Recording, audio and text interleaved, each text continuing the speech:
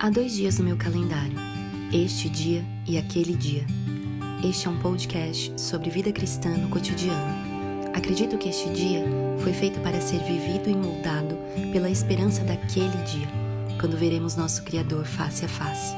Nesta jornada, entre este e aquele, vamos compartilhar conversas, leituras, histórias e o que mais vier. Vamos juntos, um dia de cada vez.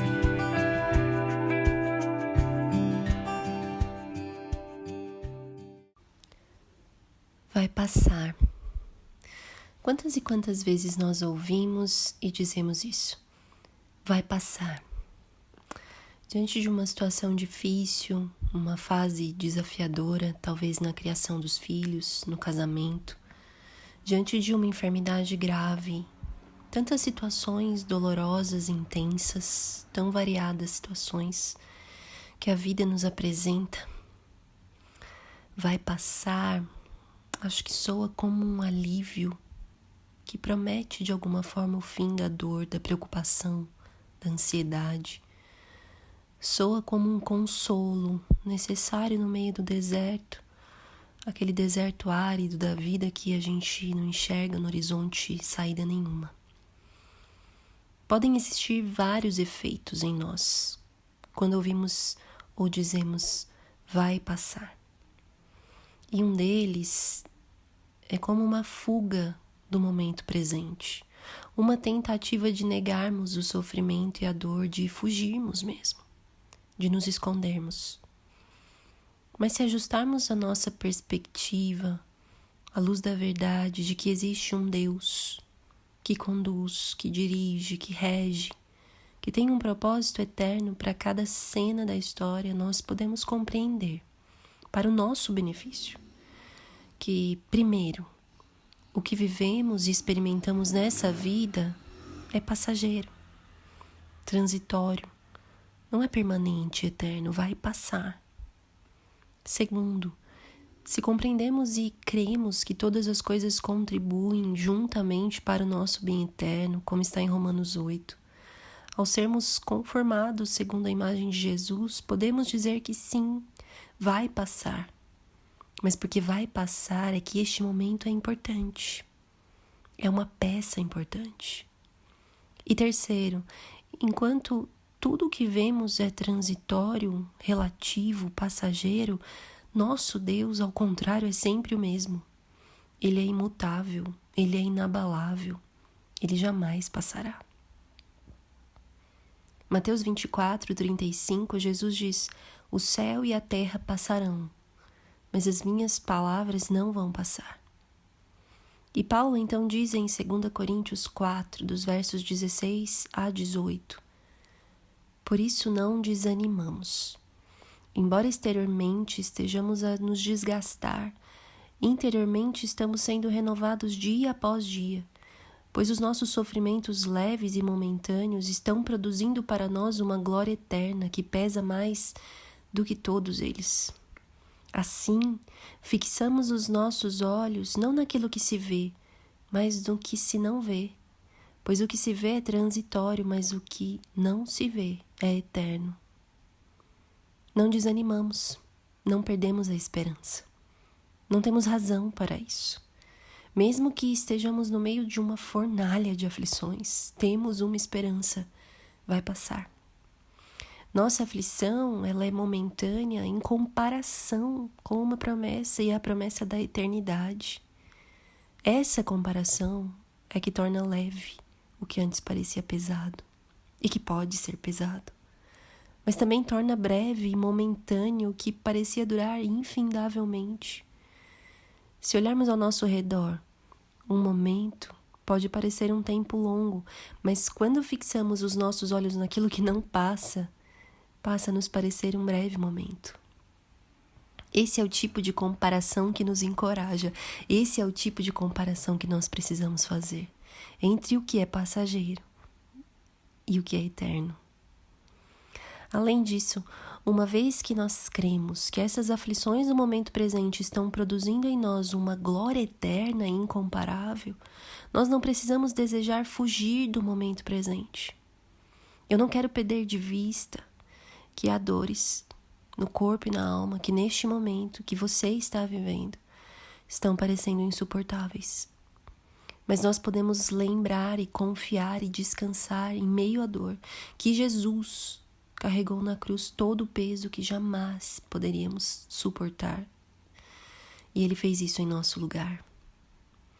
Diante disso, nós podemos encarar o sofrimento de frente e não desejar estar em outro lugar. Porque vai passar, é que é importante. Porque vai passar e não voltará.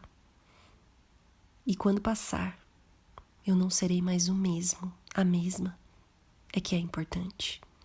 Porque vai passar é que eu posso perseverar aqui e agora. Eu posso me tornar pela graça mais paciente.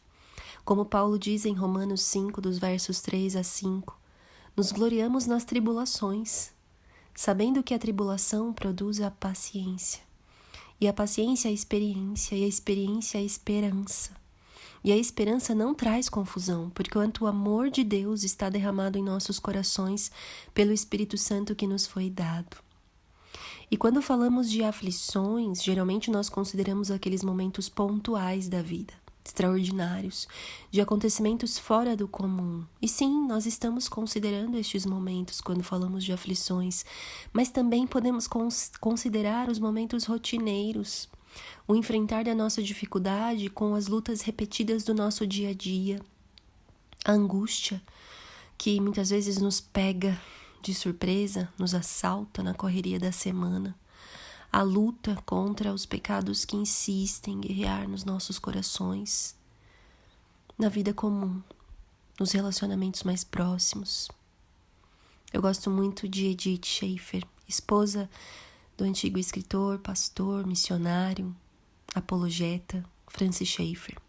E no seu livro O que é uma família, ela diz: escuto alguém dizer, otimista.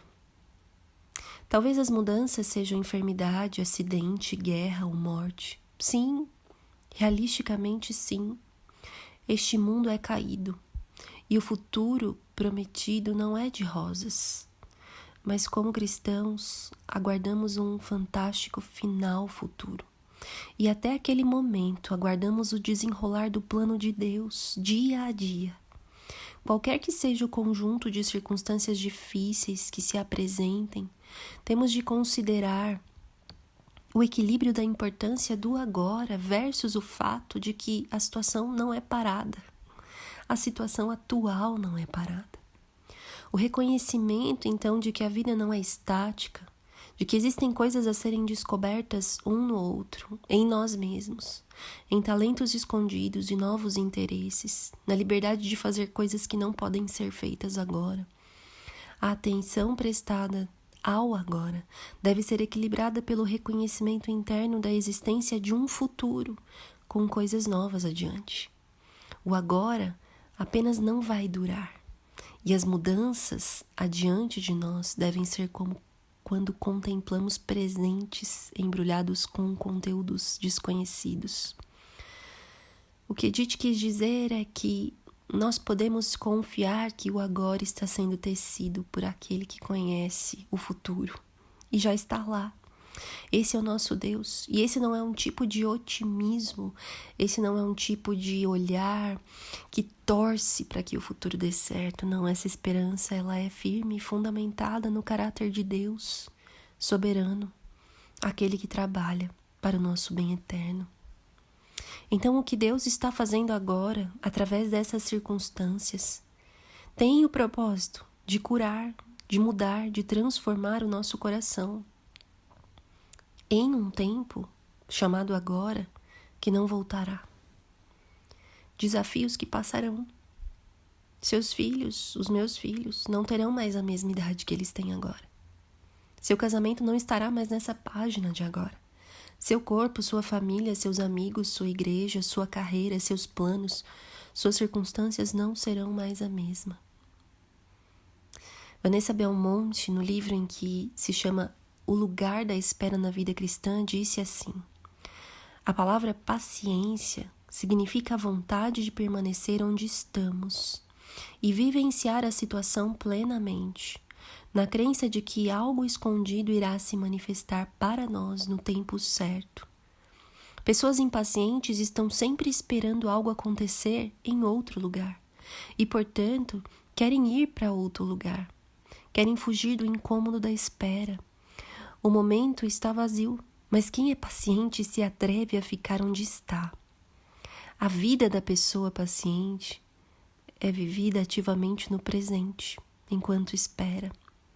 Ou seja, nós não precisamos fugir da dor desse momento presente, mas essa dor significa, e a Vanessa diz também no seu livro, dói no fundo da nossa alma a entrega necessária para se cumprir a vontade de Deus e não a nossa.